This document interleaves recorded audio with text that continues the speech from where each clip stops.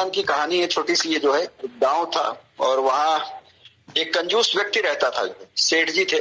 और कंजूस व्यक्ति का नेचर तो आप जानते ही, उससे पैसा निकालना, कोई सामान निकालना तो बहुत मुश्किल काम है। तो सेठ जी से भी मतलब कुछ निकालना तो बहुत मुश्किल काम है। लेकिन हमारे समाज में सन्यासी एक व्यक्ति है जो अड़ियल व्यक्ति का होता है। जैसे हम लोग परवाइन पे काम करने वाले वर्कर हैं, अड़ियल हैं, वैसे सन्यासी भी एक अड़ियल व्यक्ति होता है जो है।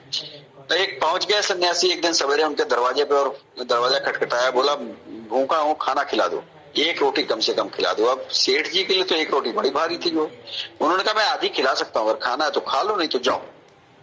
अब सेठ जी ने दरवाजा बंद कर दिया, सन्यासी हरा रहा, फिर दरवाजे पे बैठा रहा। अब पूरा दिन बीत गया। अगले दिन सवेरे देखा फिर सन्यासी बैठा हुआ है। सेठ जी फिर परेशान, यार क्या मजाक है, जो तुम फिर बैठे हो जो है, चलो तुम एक रोटी खा लेना, लो एक रोटी जो है। अब सन्यासी फिर अड़ गया, बोला नहीं एक नहीं, मेरे को दो चाहिए जो है। अब दो रोटी देना था तो फिर सेठ जी के दिल पे सांप लौटने लगे कि भाई अब दो रोटी देनी पड़ेगी जो है। कंजूस व्यक्ति का ऐसा रहता है व्यवहार जो है। सेठ जी बोले एक लेना है तो ले लो, नहीं तो चले जाओ। तो सेठ जी बोले नहीं, मेरे को तो पूरा ही चाहिए जो है, दो चाहिए।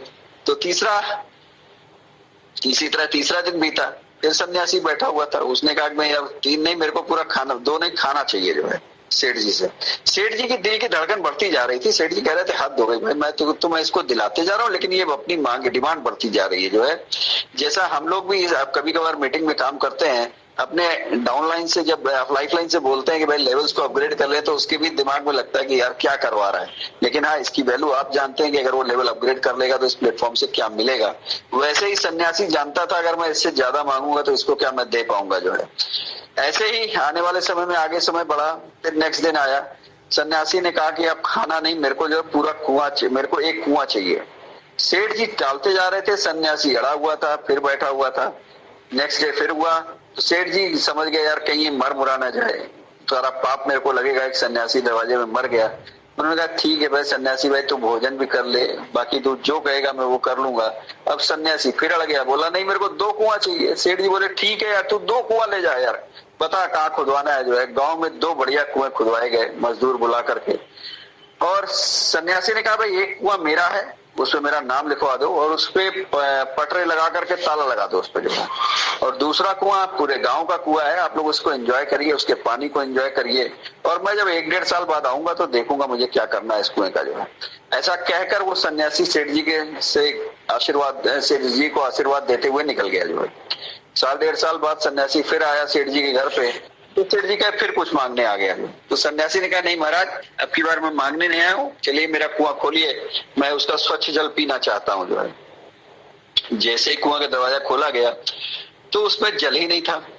सेठ जी फिर घबरा गए कि अरे यार ये क्या हो गया।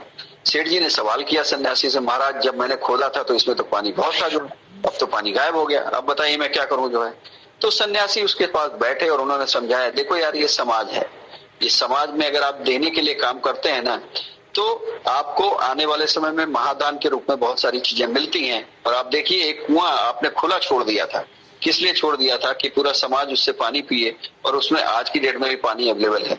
और मैंने अपना कुआं बंद कर दिया था और आज की डेट में देखिए यहाँ से पानी खत्म हो गया है। तो इस कहानी के माध्यम से साधारण सा मैसेज मेरा इस प्लेटफॉर्म पे यही है कि देखिए 2250 रुपए प्लेटफॉर्म पे इसमें डोनेट करना कोई बहुत बड़ी चीज नहीं है, लेकिन हाँ ये 2250 रुपए आपको ये वो अपॉर्चुनिटी देता है कि इस प्लेटफॉर्म से आप करोड़ों रुपए कमा सकते हैं।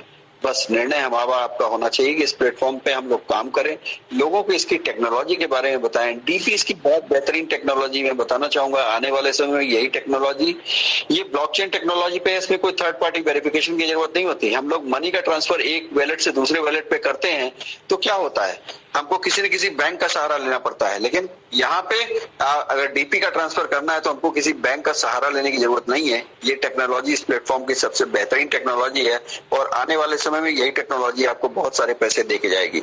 तो मैं बताना चाहूंगा, मैंने आप सब लोगों का बहुत समय ले लिया है, तो आप सब लोगों ने बहुत पेशेंटली सुना, तो थैंक्स कहूंगा आप सब लोगों का। और जो भी मैंने बताने की कोशिश की, अगर कुछ कमी रह गई होगी तो मुझे माफ कर दीजिएगा।